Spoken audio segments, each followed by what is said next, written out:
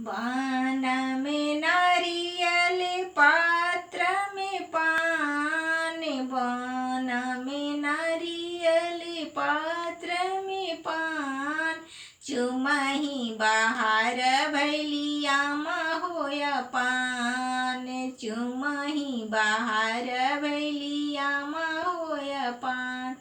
दिल से चुमैया मन से आशीष, दिल से चुमैया मन से आशीष।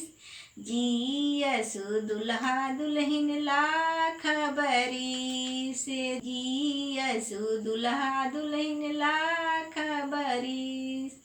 बान में नारियल पात्र में पान, बान में नारियल पात्र में पान, चुमही बाहर भैली मौसी होया पान, चुमही बाहर भैली मौसी होया पान। दिल से चुमैया मौसी मन से आशीष, दिल से चुमैया मौसी मन से आशीष। जियसु दुल्हा दुल्हन लाख बरिस, जियसु दुल्हा दुल्हन लाख